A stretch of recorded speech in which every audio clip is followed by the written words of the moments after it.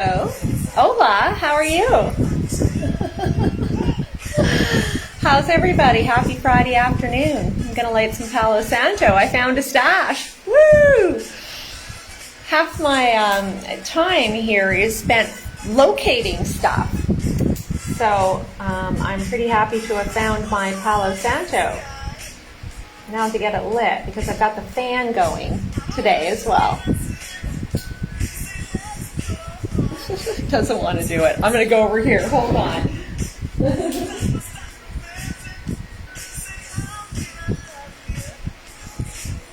Sorry guys, coming back because this is kind of an important element of what I do.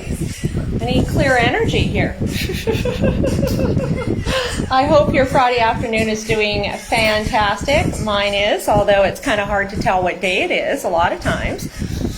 Because, well, I don't have to be anywhere, and I'm not on the old program. Not like I ever have been, but when I was at home in Canada, I ended up really, conforming to everybody else's program, right?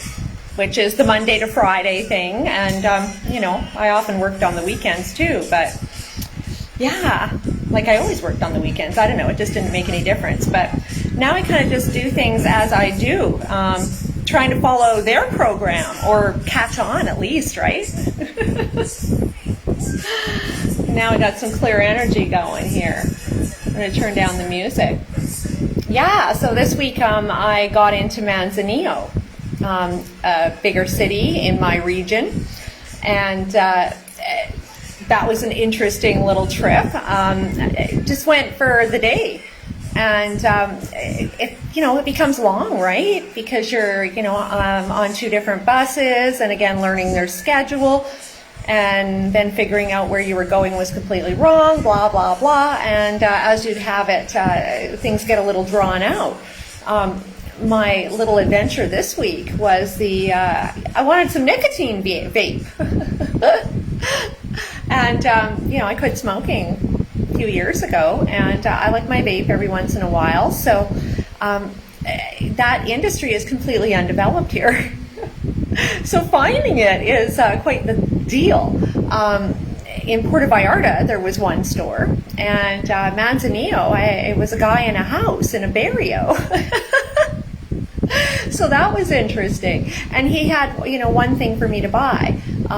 Anyway, you start to make your connects and figure out who's got what. And what else happened in Manzanillo? Had a lovely breakfast. I went to Walmart, more just to see what they're up to. And I needed a yoga mat because I brought mine to the beach, and now it's a beach yoga mat only. So again, finding those things are not as simple, especially if you're outside of a city, right? Like near impossible. So I ended up going there, discovered some interesting things about Walmart Mexico. The fact that there's barely any staff, and in fact what they do is, like, all the vendors, they stock the shelves for their respective companies, and that was what was going on in the store, which was interesting. Even though labor doesn't cost much here, their self-checkouts are developing just like ours at home. So again, that's interesting. Because in the developing world, a lot of times, what happens is, like for example, in Canada and United States and the Western world, we all had landlines, right? Well, that skipped in Africa, for example. And even in a lot of places in Latin America, people went from their first no communication devices directly to a cell phone. So it's interesting to see how that's all weaving in. Of course, with my theory that Agenda 2030 is on a very different schedule down here. And I do believe it is in some regard. But what I'm seeing now in corporations here, which again, there's not that many, there's a lot of small business here, right? Is that they're the ones charged with skipping over. Hi, Beto, how you doing? Louis, Maria, Peter, Curtis. Yeah, so in any case, that was an interesting little trip. my last video, of course, I introduced my Agenda 2030 Oracle cards. I don't think the New Order liked that very much. Interestingly enough, I wasn't well for a couple of days after that. These symptoms were my entire side seized up. It was like I had a stomach flu, except I didn't. I didn't have any other symptoms, except for barely being able to walk. Yeah. Now that happened upon another video I did here in the other place right before I moved over. And it was a lot lighter, the symptoms, but this time it was pretty major. In fact, again, there was one day I slept for 20 hours. It was like I'd gotten beaten up. Again, my whole entire side. My arthritic symptoms being extreme. I found myself researching direct energy a lot, and particularly what happened in Cuba a few years ago, happened in China, and these are usually diplomatic staff or agents and that kind of thing, but these mysterious symptoms that come back later as direct energy. Now, of course, I was talking occult too, and spiritual warfare, which I've been talking about quite a bit lately, and again, absolutely plausible, all of it. In any case, I wasn't well. Got myself together, thank God. I have all my supplements, my healing. I'm a healer. That's what I do. I've been healing myself for years, and that's what I did. Took it easy. In any case, the fun started in my video last time at 3333. Go back and take a look at that, because I'm introducing the people behind, the dollars behind Agenda 2030. And it's when I went back to take a look where I really started sweating profusely.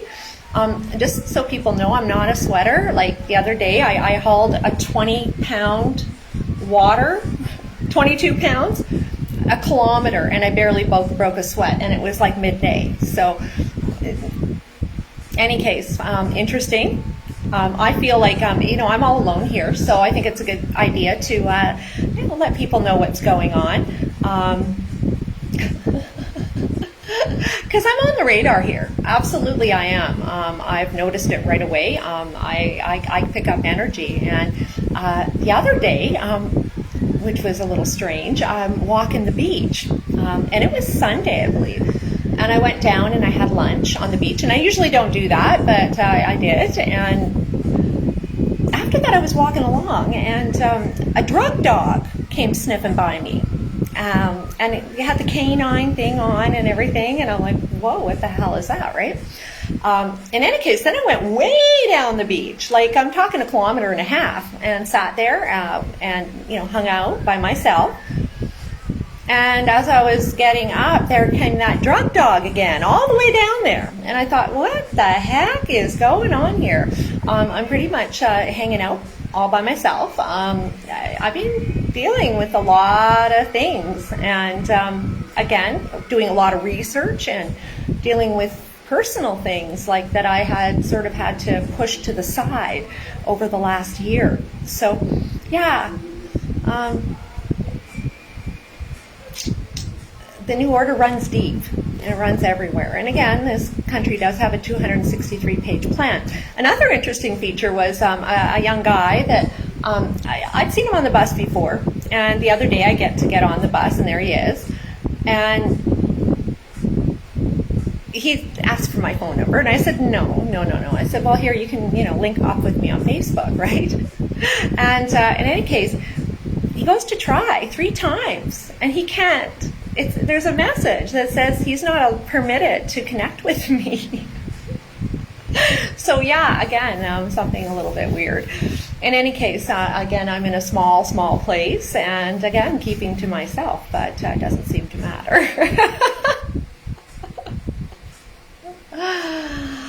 The New Order runs deep. Censored on Telegram, guys. That's being really disconcerting. It was 3 times in one day last week, or this week, sorry. Frustrating as heck, really. Where do we go, right? When they're censoring me there. Crazy. In any case, they're determined. It doesn't look like they want me to connect with people here, local people, because they don't want my messaging, and I understand that. But at the end of the day, and I knew I'm walking into this isn't democracy as we know it. Lots of other forces at work. And the same forces that are at work in our country as well, guys. I mean, truly, they are. You just know they're here, and in Canada, we've been socialized to believe that there is no corruption, and that has been our blind spot throughout this ordeal, has it not? It has, because we have an expectation of honesty. But in reality, we really haven't had honesty. Not really ever.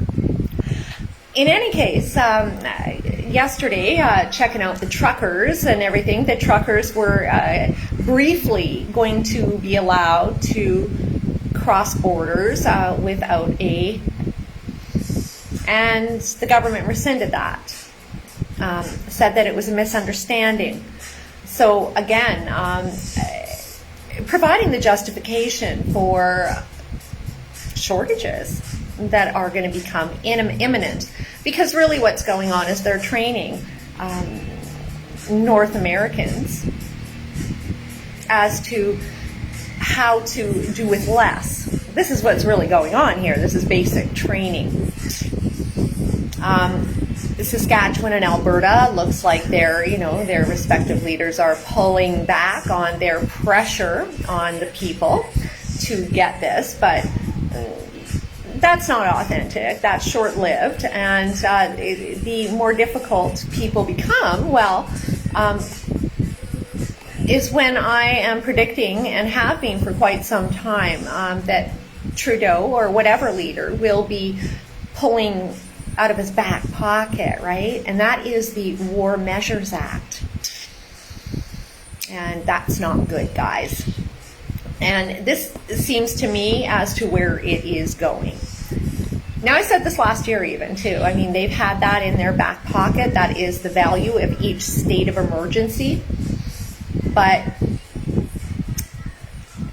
it's serious. And I wanted to, I guess, refresh everyone's memory as to what this actually means. It's important that we know, because, they have overreaching powers. So I'm taking this from the Canadian Encyclopedia today, and we're going to talk about the War Measures Act. The War Measures Act was a federal law adopted by Parliament on the 22nd of August 1914, after the beginning of the First World War. It gave broad powers to the Canadian government to maintain security and order during war, invasion, or insurrection. It was used controversially to suspend the civil liberties of people in Canada who were considered enemy aliens during both world wars. This led to mass arrests and detention without charges or trials. The War Measures Act was also invoked in Quebec during the 1970 October crisis by Justin's father, Pierre Trudeau, remember. The act was repealed and replaced by the More Limited Emergencies Act in 1988. First World War. At the beginning of the First World War, the Canadian government quickly passed the War Measures Act, a law that gave sweeping emergency powers to the federal cabinet. The act was enforced from the 4th of August 1914 to the 10th of January 1920, so about 6 months, the official date of the end of the war with Germany. The act allowed cabinet to bypass the House of Commons and the Senate and to govern by ordering council decree when it perceived the existence of war, invasion, or insurrection, real or apprehended. The Act gave government full authority during wartime to censor and suppress communications, to arrest, detain, and deport people without charges or trials, to control transportation, trade, and manufacturing, and to seize private property. As a result, the Act was used to ban 253 publications, including 222 American, 164 foreign language, and 89 leftist publications. Following the Bolshevik Revolution in Russia in 1917, socialist reading materials in particular were targeted for censure.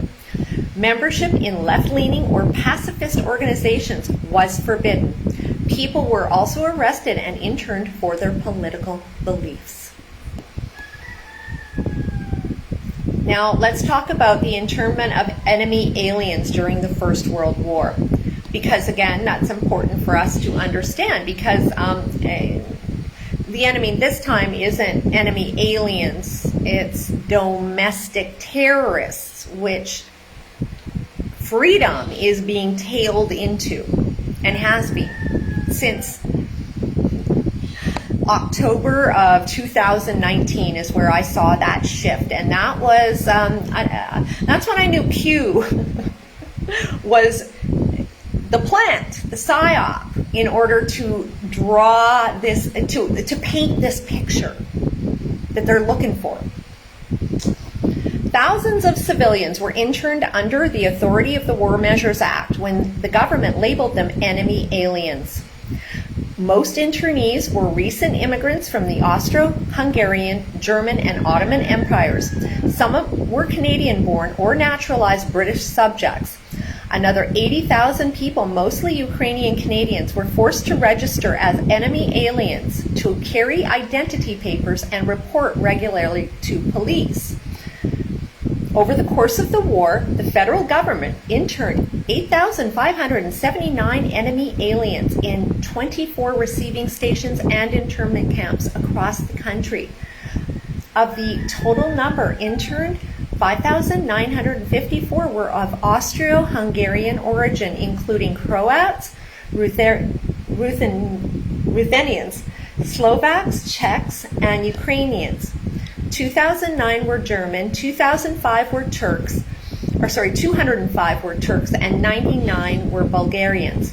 According to Sir William Dillon Otter, who was in charge of the internment operations, 3,138 detainees were actual prisoners of war, meaning they had been captured or were enemy reserves. The rest were civilians. So that's pretty big. Internees also had their property confiscated, much of which was not returned after the war. During the internment, they were often required to work on large labor projects, such as building a portion of the golf course at Banff National Park, as well as building roads, clearing bush, cutting trails, working on logging and mining operations. They were paid less than half of the daily wage offered to other laborers. Sort of sounds like the Uyghurs too, right, in China at this point. In 1918, the Anti-Conscription Riots, the debate over conscription, mandatory war service, divided the country at the end of the First World War. Eventually, riots over the issue broke out in Quebec, where support for the war had been weak. The government used the War Measures Act to quell the anti-conscription Easter riots in Quebec City between 28th of March and 1st of April 1918. Martial law was proclaimed and more than 6,000 soldiers were deployed. Rioters attacked the troops with gunfire, ice, and bricks. The Easter riots grew increasingly violent and resulted in as many as 150 casualties. 4 civilians were killed when soldiers returned fire.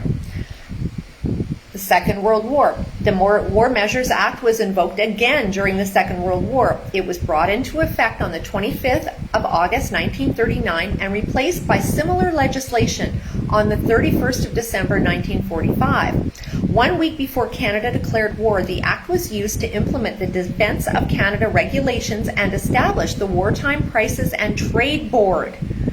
Both measures would have significant impact on Canadian lives. We need to research this, guys, truly. Because, again, we're all coming from the premise they can't do that. The Nuremberg trials. Bull. They've done it over and over and over again. We've been socialized to believe that they can't do this, but they can, because that's what the War Measures Act is all about. Wartime Prices and Trade Board. The Wartime Prices and Trade Board was established on the 3rd of September 1939. Its role was to ensure that the high levels of inflation and social unrest the country experienced during the First World War were not repeated. Through the board, the government eventually took full control of the Canadian economy. It established wage and price controls and set limit on rental and housing costs. Now, this sounds like Agenda 2030, doesn't it? It established wage and price controls and set limits on rental and housing costs. It also set limits on the price of goods such as steel, timber, coal, milk, and sugar. At first, the board applied for only partial limits, but this was changed after 1941, when the cost of living had increased dramatically.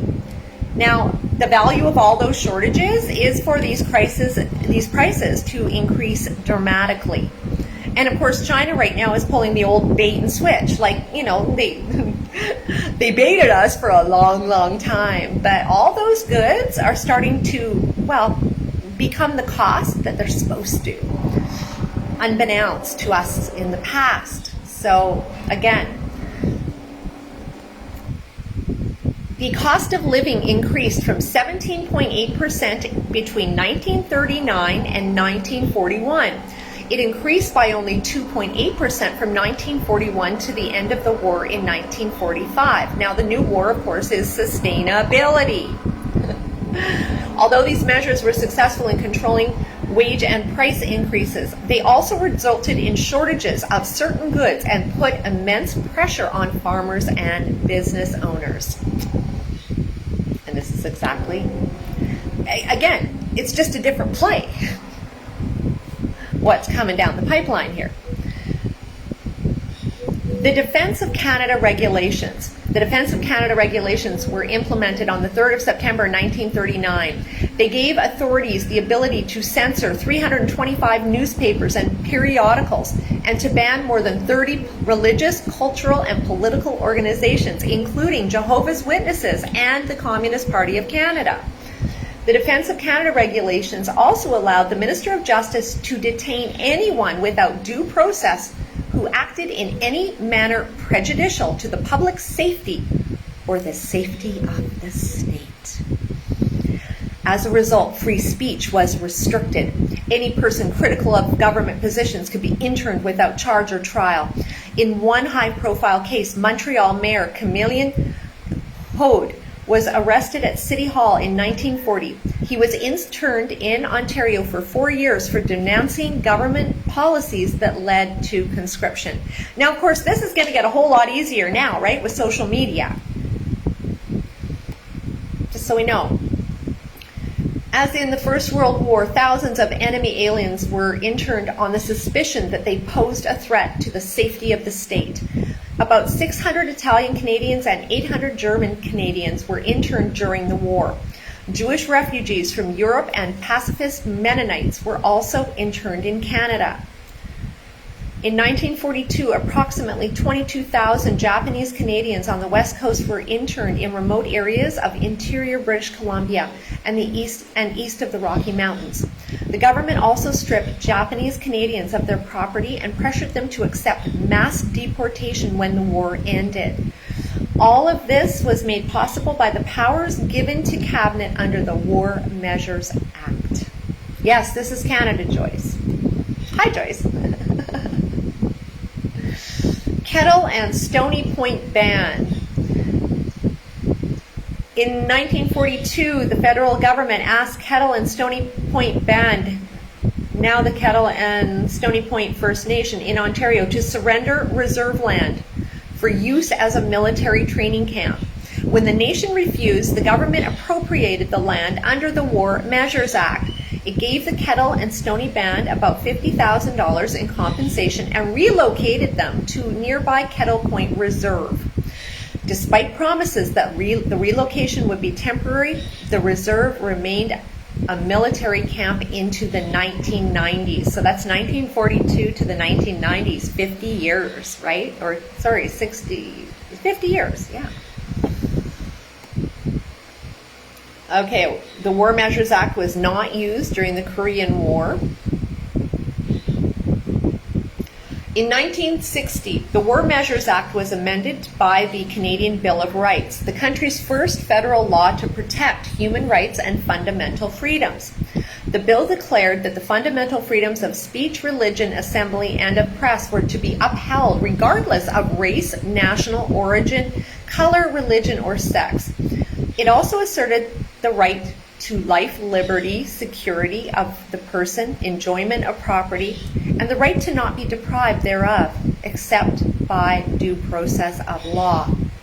However, Section 2 of the Bill of Rights stated that Parliament could override the rights afforded by the bill by inserting a notwithstanding clause in the applicable statute passed by Parliament, such as the War Measures Act. This was done only once, again by you-know-who, Justin's dad, Pierre, during the 1970 October crisis. That was the FLQ crisis, right? The only use of the War Measures Act in a domestic crisis occurred in October and November of 1970. A state of apprehended insurrection was officially declared to exist in Quebec. And as of the 15th of October 1970, emergency relations were proclaimed in response to 2 kidnappings by the terrorist group Front de Libération du Québec.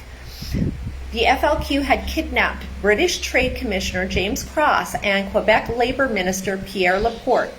Pierre Laporte was found dead on the 17th of October. The authorities grappled with the crisis.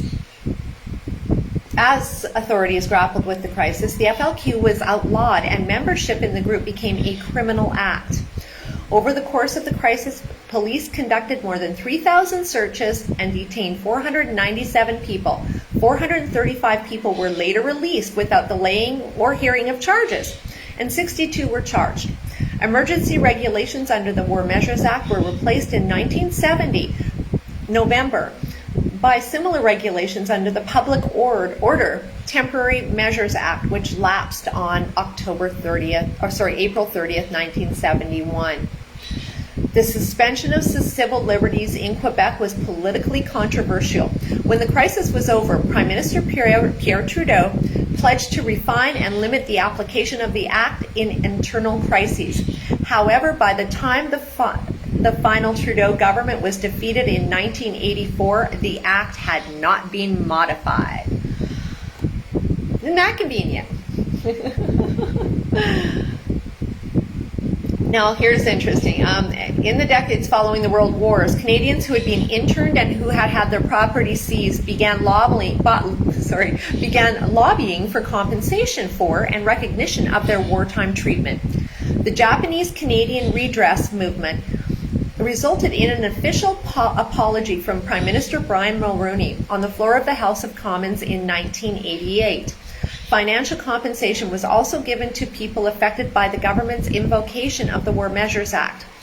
In the case of the people interned in the First World War, and a community settlement fund was established in 2008 to support commemorative and educational projects about Canada's first national internment operations. Now, the Japanese got their apology in 2008. So again, that was 40 years. Or sorry, more than that. Let's go down here. Oh, here he is. Let's hear this one. Oh. Today, when Canada finally moved, Japanese Canadians will remember this as the day when Canada finally moved to right a wrong committed against them 4 decades ago. Sorry. It was during the Second World War. Thousands of people were forced into internment camps simply because they were of Japanese descent. They've been waiting ever since for official acknowledgement of the injustice, and today they got it. An apology from the Prime Minister and compensation for their losses. Former internees call it a settlement that heals. Wendy Mesley begins our coverage in Ottawa. I speak for members on all sides of the House today in offering the Japanese Canadians the formal and sincere apology. It was the apology Japanese Canadians had waited more than 40 years to hear. In the gallery, they stood and cheered. NDP leader Ed Broadbent, whose first wife's family had been interned, was overcome by emotion as he read from a novel about life in the camps. I cannot bear the memory. Well, we don't have to listen to any more of that. It was 40 years. 40 years for them to apologize for that.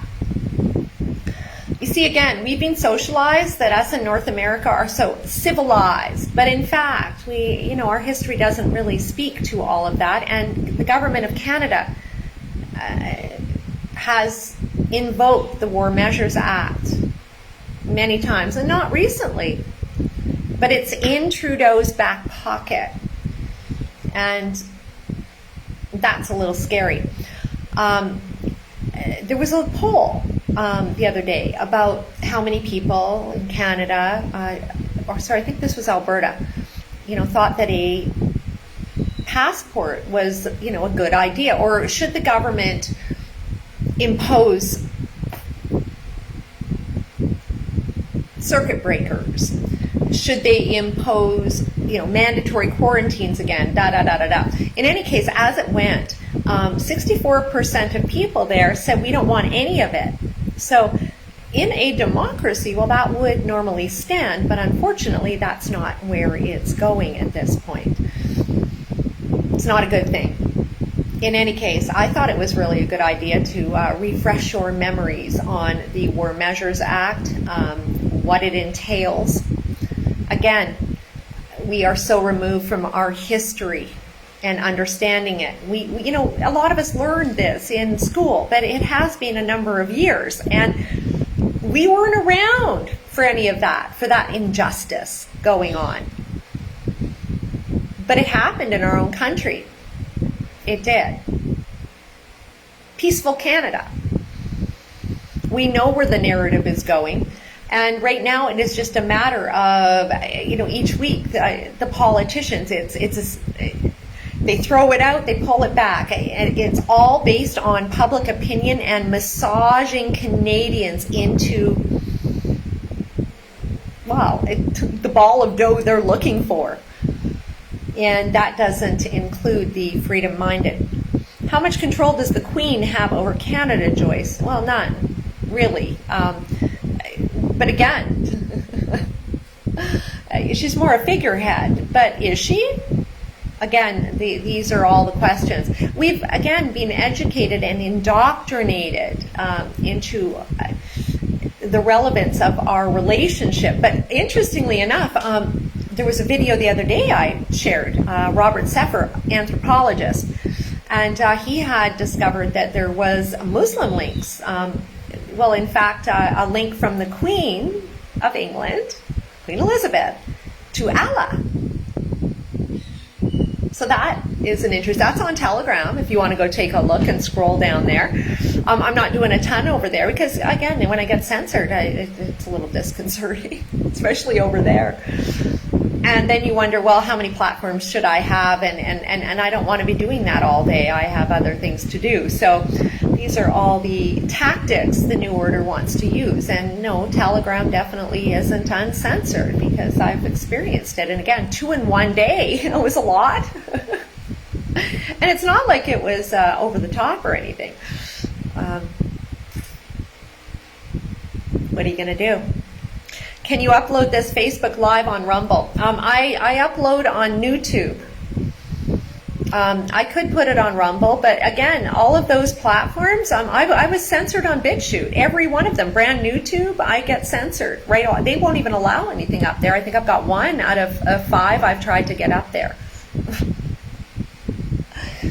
And then people go to Odyssey, and you know what? Nobody is on Odyssey. Like, again, I need to be able to reach people, so I'm beyond knowing how to get this done. BitChute censored. I did a video on that. I was able to get a lot of my old work up there until it came to April of 2020, and all of a sudden they were tapping it all out.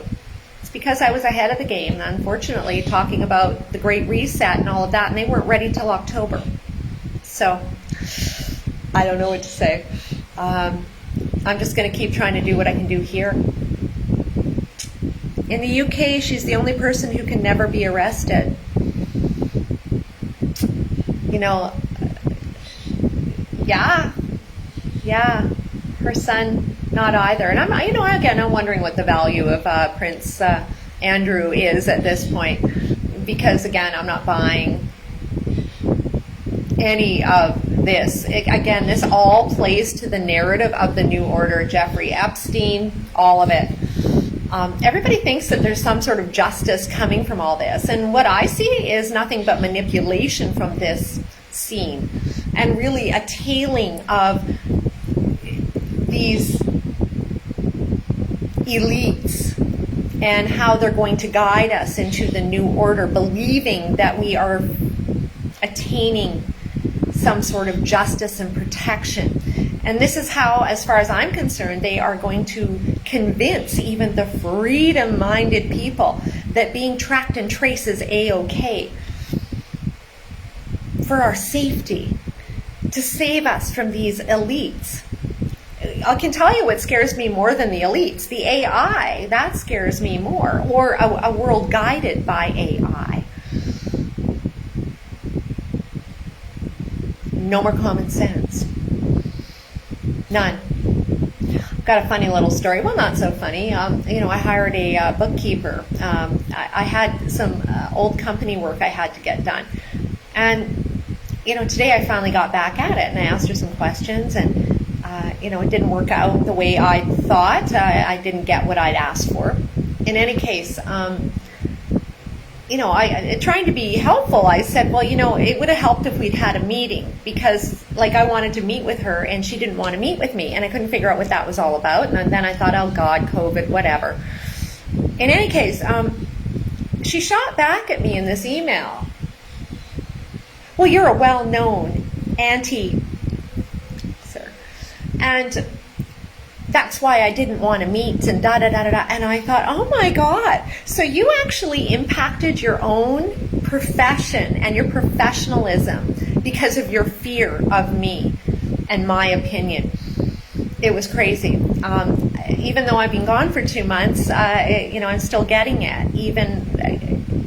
It's crazy how these people can look at themselves in the mirror and not see the error of their ways. It's absolutely disgusting.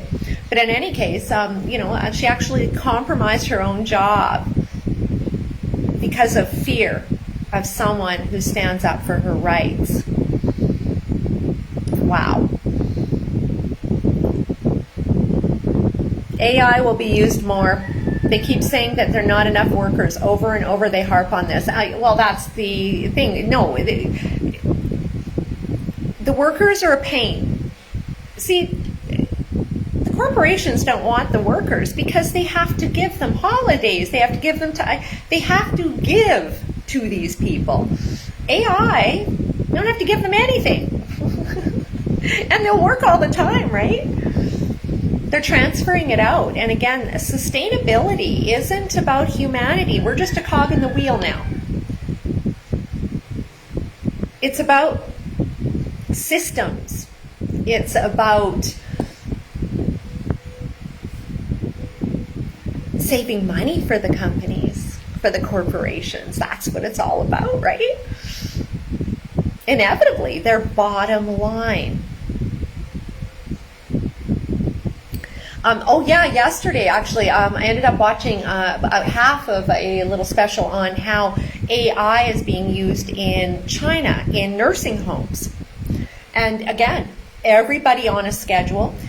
These patients, they see people less and less, But what they can do is they can monitor everything about them, how much water they've drank, how much, again, every red flag, that's what AI does, is it red flags issues in, for example, a nursing home that a human might miss, and provides the data so that they don't have to send that staff in.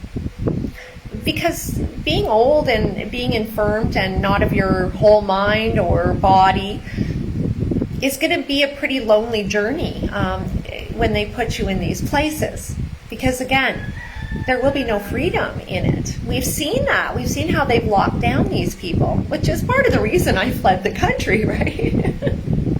I don't want to ever be one of these people that they say, well, you know, you have to be in a home. And the state is going to have overreaching powers. We're seeing that already. Where are you here? Oh, Joyce, sorry, I'm losing. Yes, LAVK of workers is excuse for AI. Lack of workers is the excuse for AI implementation. Truly it is. Except it's not. And that's not the problem. That's how everything's going down right now. Lack of workers. It's crazy. Shared a post today about a teacher in Ontario who her Christmas was ruined because she got COVID, but she was also like boosted and everything. It's insane. They can't add A plus B equals C anymore. And they're not getting that. They're getting it from that. It's mind-boggling to me, but here we are. With AI training, retraining people's minds. And that's essentially what's happening with a very clever, and it's very clever, the propaganda machine versus, or working hand in hand with AI, determining where Canadians and Americans are so that the media can be tailored to task. And again, that's what it's all about. Humans will be reduced to 500 million. Well, I do believe after all of this, yes. Yes. But when people don't believe it's happening, you can't convince them otherwise. Interestingly enough, on my little trip to Manzanillo, I ran into a couple. You know, a lot of the folks around here are quite a bit older than me, or I don't know, they act a whole lot older than me. Don't have a lot in common.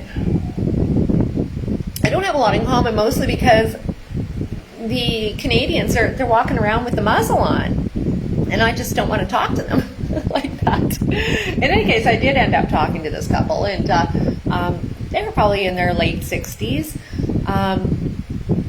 Had been going to this area for years and years, and both in their muzzle, both double vaxxed,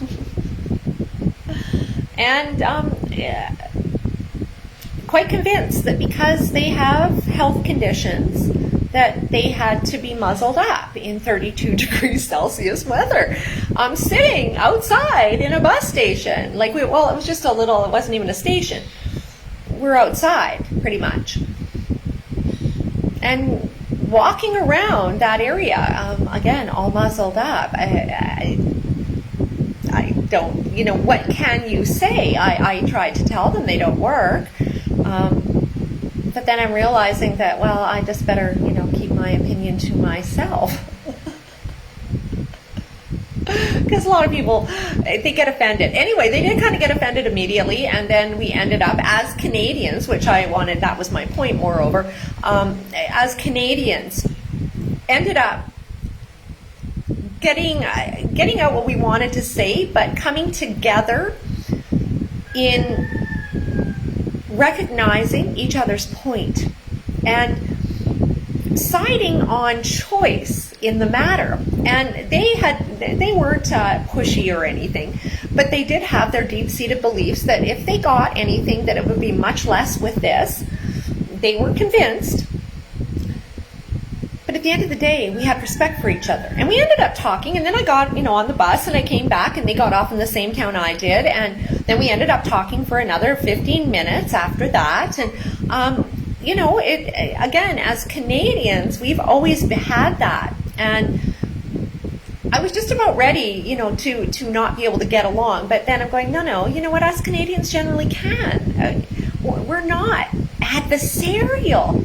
And this is what they're making. That this is where they're tailing us into this adversarial role. Fearful of one another. When Canadians have generally been very respectful and welcoming to all. It's sad. I really find it sad. But again, here we are. I'm glad that here I'm finding those people. Again, if they are all muzzled up, they're not angry at me. But at home, there's lots of people that are angry with me. Why? I'm no threat to anyone. But I guess my ideas are. And again, that's why I'm here. In the U.S., they're pushing the N95 respirator masks now. Oh, God. Yes, I heard that, Joyce. And Biden is going to give away free ones, right? Now, here's the thing. He's going to order all these billions of masks. Guess where he's going to be ordering those from? China. China. Of course he is. It's unbelievable. So again, this adversarial role the United States has with China. Yet, they're purchasing. And then, he was going to buy tests. He's actually going to give away tests in the U.S. too. So everybody can be testing regularly. Fueling paranoia. And my whole thing is, where's all the money coming from? BlackRock, right? Vanguard. In order to fit us into this, again, continue on the theater that we are all infirmed when we're perfectly well. They want us to have that physical representation of sickness on our face all the time, which is, again, why I created Not a Mask, to show you exactly what it was all about. Hijab, not being sick. But again, people are, weirdly enough, they seem comforted by it. Narcissist breakfast. Biden is a major failure. Well, yes, he is. The people in the U.S. are mentally freaked out, just like they are in Canada and everywhere else, because they have been psychologically abused by the government, by the media. It's a hand-in-hand operation. The media is not media. They are propaganda. Again, before, guys, I did talk to you about WION, W-I-O-N. WION is international news. So basically taking the place of CNN, but it's, let's just say that they're at the World Government Summit in Dubai.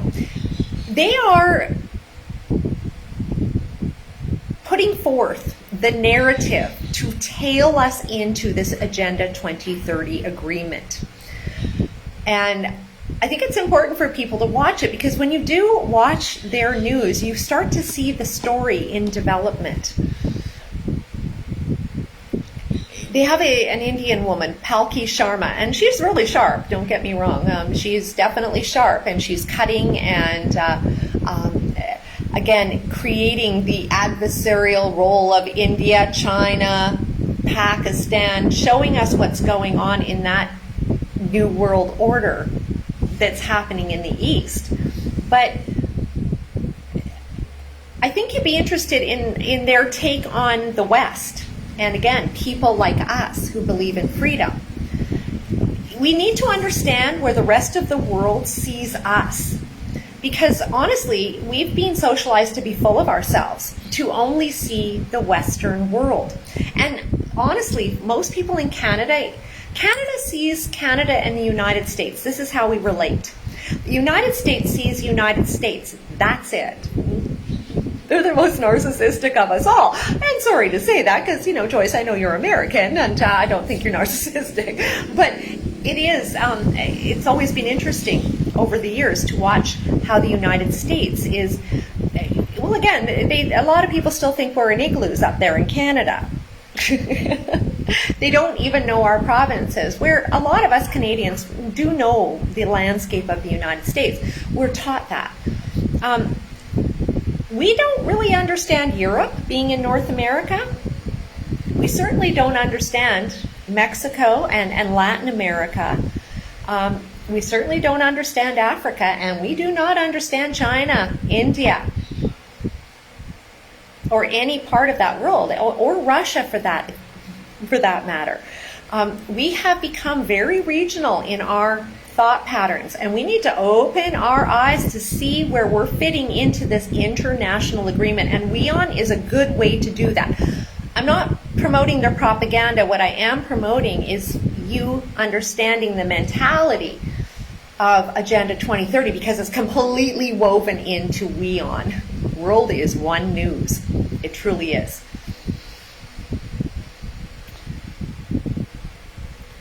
They are all buddies at the top. Yes, I repeat to my fellow citizens hundreds of times that Agenda 2030 is everywhere, and it is.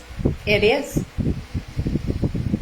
The signs are everywhere, and Biden, the first thing he did was, enact measures to the ends of Agenda 2030. That is where he's going.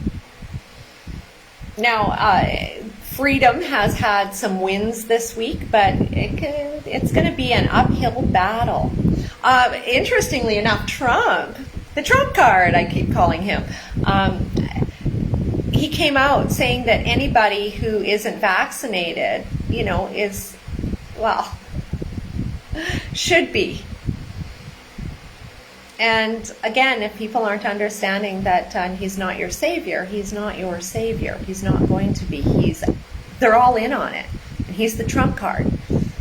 Because when Biden falls and fails and destroys America, which is going to be the narrative, and we know that, we can see it happening, Trump is going to swoop in for the rescue. Except it's going to be way too far gone.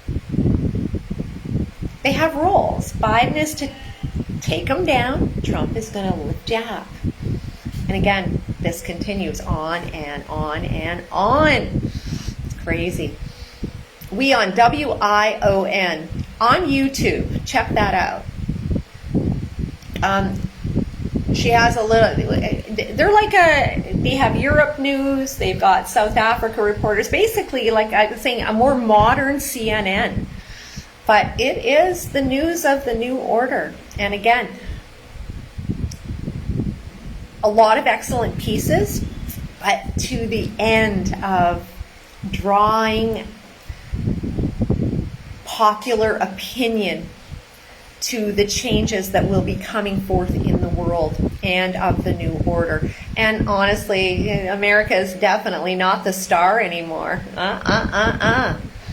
And you can see that reflected in the World Economic Forum, in the COVID Action Platform. The order is changing. And of course, so is our supposed democracy. Because that is being refashioned, just like humanity. Hillary is poking into the fray. That's not good at all. It's not good at all. Mexico, interestingly enough, Quintana Roo, which is the state with Cancun, Merida, Chetumal, which is closest to Belize, that whole area, Tulum, Playa del Carmen, Cozumel, they are in a yellow zone right now, except that's only happening in the bigger cities in the north and the west. They're not locking down or doing anything in Cancun or any of the tourist areas, the key tourist areas. There are no restrictions, but everywhere else, restaurants and bars are closed. Again, they haven't locked down and haven't done that here. Mexico again has made it absolutely wide open, no restrictions. Come on, tourists. So they're wanting that. In my little village, the mask, well, with tourist season on, it's quite amazing. I'm seeing a lot of vendors in the farmers market this morning I went to, which is more of an artisan market. I saw that happening today, where most of them were wearing the muzzle, the vendors. And again, driven by the tourists, which kind of sucks.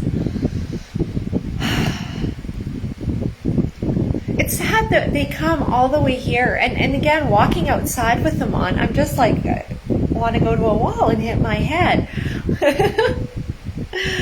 But again, more elderly people, and I'm not saying elderly, like even 60, 70, living in fear because they've been told that their immune systems can't handle it, but they think wearing something covering their breathing at 32 degrees is going to be a better solution.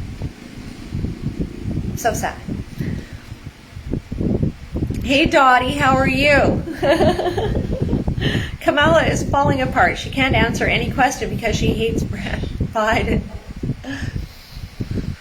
She wasn't qualified for the job. And again, these are all power plays to play to the American people. It has nothing to do with the best person for the job. Look at Trudeau. That's embarrassing. In any case, guys, I thought I would come on and refresh your memories about the War Measures Act. And again, it's worth taking a look at it, at the powers that can be accessed by the government, how they can officially censor everyone out, because there is going to come a point in time that is occurring. I mean, we're seeing it now within social media and that mechanism. But I was just thinking about TikTok there. It was about a month ago I discovered that you could share on TikTok with Facebook and Instagram, and that's kind of where some censorship started. In fact, the app sort of disappeared from my phone. I had to reinstall it. In any case, I thought, what the heck is that about? So, like, are they together in the metaverse now? TikTok, Facebook, and Instagram?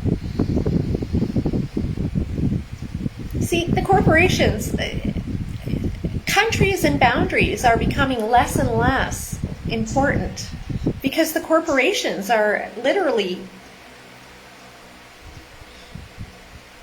overriding borders. They turned the bridge across all media. Oh, see, I can't read that. Well, you know what? I think that the media was always more contrived than we wanted to realize. But yes, now it's a whole. For the entire time this has been going down, the media has not been journalistic in nature. Not at all. They've been propaganda.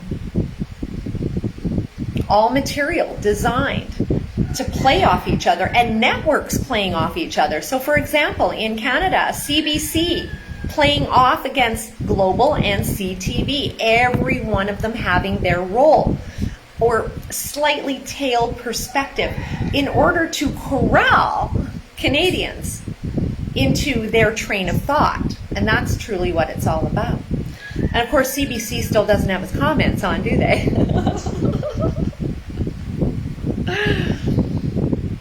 Because they're not interested in knowing how Canadians feel. They don't care because they are a wing of government propaganda. What is happening in the interior of South America and Mexico? Well, nothing that I can see. I mean, Manzanillo was interesting because, of course, I was sort of down by, getting closer to the hotel zone, but they had truckfuls of military going by several times with big mortars on the top, and all the guys with their bandanas on and in full military uniform. So that's always a sight in the cities. When I was driving, I took a cab to this area, and we passed when it came about a month and a half ago, we passed a big tanker truck, double tanker, and the military all around it. And my cab driver said it was a drug bust, obviously. And it had to be 30 soldiers all around this tanker on the side of the road. So military is, fully active here, fully active, definitely. But in these small areas, we don't see any of that, which is nice. In these towns, the people seem to do a lot of their own monitoring. And then, of course, they watch people like me. I have to tell you this funny story. This was 3 weeks ago. I'm walking down to the Malecon and to go to the beach. And as I passed this dude, he's sitting there, and he looked kind of suspicious, and he goes, "Mota," and that means marijuana. So as I passed, I was like, "No, gracias," hopped on my way. And it reminded me of the same time. Okay, well, so let's finish the story. So anyway, 2 days later, I'm down having a chicken Caesar salad at a little restaurant right across from the cop shop. And I see that same guy in plain clothes going in and coming out in full uniform. So that was, an attempt to try to set me up. The same thing happened the day in Regina this last August that I hosted the Canadian Frontline Nurses. They stayed at my house, and I had a little dinner for them. And I ran to the store at the last minute, and as I came across the street, this guy goes, he's sitting on a bench, like a bus bench, as I'm crossing the street, and he's like, "Want some good indica?" Anybody who knows me personally knows I do prefer indicas. That's my thing. Normally, I've never lied about smoking marijuana. In Canada, it's perfectly legal. Here, it's not. You can have 5 grams here. In any case, but it was the same sort of setup energy. Like they wanted to cause me some problems on that day, thinking I'd go, "Oh, okay." In any case, setups, lots of them, trying to make your life difficult. And again, I would never go buy marijuana here. I mean, that's ridiculous. But in fact, the other day, I had a mail run come from Canada, and this was fun. Some friends of mine flew in from Saskatchewan, so I had them bring my mail. And they were in Puerto Vallarta, and I got a driver who was listed on a local message board here to pick up for me in Puerto Vallarta and bring it back. And I got him to stop, to meet me in front of the cop shop here. And again, that seems to have tailed me into, I did it there so that they would know that, I wasn't up to anything funny. It was a bag of mail, and I paid him for that, to bring it to me. In any case, that was interesting too. So, fun and games. It doesn't matter where I go. I can't seem to get off the radar. So, trying to lay low and just do my work and stay out of trouble. Here, COVID is more of an opportunity than it is a problem. But again, in some areas, for example, it was the area of Zacatecas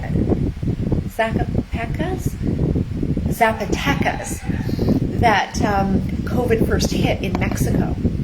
And that it happens to be an area where Bill Gates has mine. That's where there's lots of crystals, and I was actually wanting to go up there and take a look because I'm finding I'm really into the crystals, and I can't really find them around here too much. So that was an area that it hit first off here in Mexico. But other than that, I'm not seeing people sick around. I'm not hearing people hack. It's the same sort of thing as in Canada. Anybody who's sick is staying home. People are afraid of people coughing. It's not that extreme here for sure. But they're vigilant for sure, and it's just being handled much more sensibly. They don't have access to the testing like we do, and that is what has literally sealed the deal on how things are handled. It's sad indeed, very sad. But it's that testing. Stop doing that testing. Stop being paranoid. We know we have to, if we want to travel, or you do want to travel, even with this, you still need to get tested, and that's ridiculous. Not domestically, of course, in Canada. Mexico, again, is not requiring any of that, and in fact, the other day they took away their health questionnaire, but they didn't have the health questionnaire. Apparently it was an app that I was supposed to do on the plane, but nobody ever told me about it. I didn't read that, and I didn't do anything, and nothing was requested at all, and nobody I know who came in had to do that. So they officially pulled that. So that's not necessary. They're fully open here, 100%.